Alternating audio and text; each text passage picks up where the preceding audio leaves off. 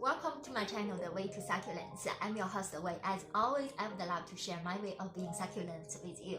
Today, I would like to share one type of Kalanchoe, like you can see here and also here. The Latin name is called Kalanchoe marnieriana. And the leaf shape is kind of like a clam shell. So some people also call it Kalanchoe clam shells. It is from northeast Madagascar. I love Madagascar even though I haven't been there. But after the COVID, my husband and I, we are planning to travel to see all these succulents, especially in South Africa. We will also go to the area around this part. And I would definitely love to share more and more videos about where they are originally from and what do they like in the world. I'm looking forward to it. How about you? This plant is summer dormant. But the good thing is periodically they give you flower, and you may see what a flower look like. It's kind of like a trumpet shaped lanterns. Let me see where I have one. Let's have a look. This is the dry one. It's gorgeous. It's orange red color, and it's a big chunk of them. It's not like one or two, and it's kind of like falling like this. That's really pretty. It's a pity I didn't catch the moment before I take a video. They already fall. Have a look. That is after the flower falls. But next time when there is flower, I definitely will show you. And this guy actually is a crazy guy. It grows really tall, like 1 to 2 feet, which is 30 to 60 centimeters tall. For mature plant, it will grow around 2 to 3 feet wide, which is 60 to 90 centimeters wide. It's not a picky plant. For the soil, it prefers sandy soil or good gravel soil, so whichever give them a good drainage system, they are happy. For the sun, it's like a majority of the succulents. It love like a full sun with a bit shade, that's all. You may say, oh, I love it. How do I propagate it? 3 ways, or I may add another one, 4. I'm not so sure yet. The first way actually is the easiest. It's just a leaf.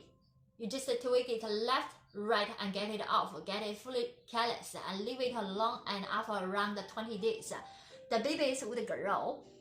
It's like a majority of the Kalanchoes. The babies normally show up at the edge of the leaf. Have a look. Talk about this, I definitely would like to show you one of my favorite and surprising Kalanchoe. It's Kalanchoe form. Look at this guy. The baby is growing from the middle of nowhere. I don't know what happened. Actually, when I bought it, there was a hole. Look. And then gradually, the baby grew out of the hole. Isn't that amazing? In my coming videos, I would like to share with you about this type of succulents. I have 2 big plants of them, and they are over 5 years old. The second way to propagate this Kalanchoe is just from the offside. You see, this is the newly growing offside. Like what you did with the leaf, you just cut it or tweak it off, and then get it fully callous, plant it, that's all. The third way is just cutting, like a majority time we do with the succulents.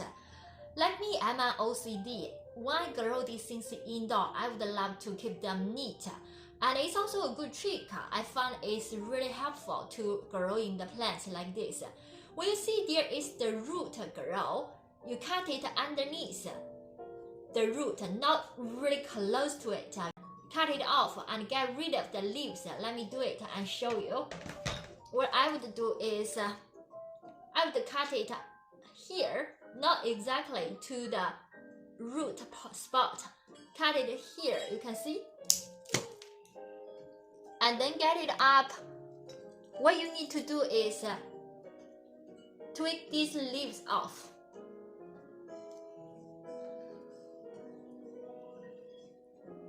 And also the ones next to the root.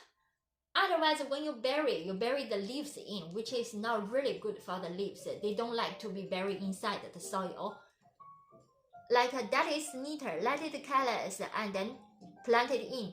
The root will help the plant grow faster instead of like just a cut, if you know what I mean. And that is actually the one I cut from before. When I have these succulents, I would like to do some cutting, some propagation, and then I use the cutting part temporarily before they are fully callous to make some of this, some of that. I just enjoy being with them. And in one of my videos, I would like to show you my propagation station. I have loads of them. I'm sure you will find a lot of surprise. It's not only about the type of the succulents, it's the way I propagate it. You may say, Wei, how do I care them? What should I be careful with them when I grow them? For the pets, you need to be careful with slugs or snails. They go up to the leaf and they do eat the leaves. Occasionally, I find some slugs in the soil and I get them out and then kill them. I'm sorry, slugs.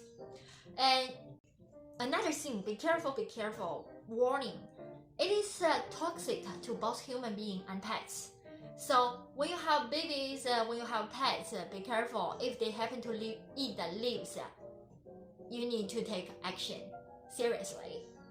For the sun, it's like majority of the succulents, full sun to shade. And for watering, it's really like a low demanding for water. It can tolerate drought soil, so it's good. If you travel, you can just water it, and then when you come back, maybe after 3 weeks, it's still fine. Don't worry. Even if it's a little dry and you give it water and then it's happy again. That's an amazing plant, isn't it? The temperature, yes. The lowest temperature it can bear is 20 Fahrenheit, which is -6 degrees centigrade. When it's lower than that, bring them indoor. Of course, before the frost, you need to bring them indoor if you live in the cold area, otherwise they will be killed.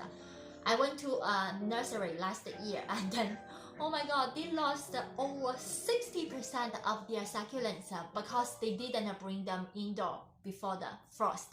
That's a disaster, isn't it? And you may say, oh, I love this type of succulents, and if I have a big amount of them, how do I use them? They're a really beautiful type of succulents because under stress, the edge of the leaf would turn red. Have a look at this guy. You see the edge is turning red, and with a really good sun, it's turning even darker. The whole piece of the leaf would turn really red. It's kind of like a red wine red. That's gorgeous. So you can put together with some other different color succulents, like this is high and some lower ground cover. That would be a good combination. And it's also good to combine with some rocks. I would personally like use the red lava rocks because the red color and then this combine together. When they are green, they have a good contrast. When they turn red and then they melt together with the lava rocks, isn't that beautiful? Thank you so much for watching my video again. Like I mentioned, I would have more and more videos about all different types of succulents and also about my way of dealing with them. For example, how do I make planters cheap? How do I propagate my succulents? How do I move them out and plant around the shoreline of our house? Yeah, looking forward to do all these things with you. Please subscribe my channel. Bye for now.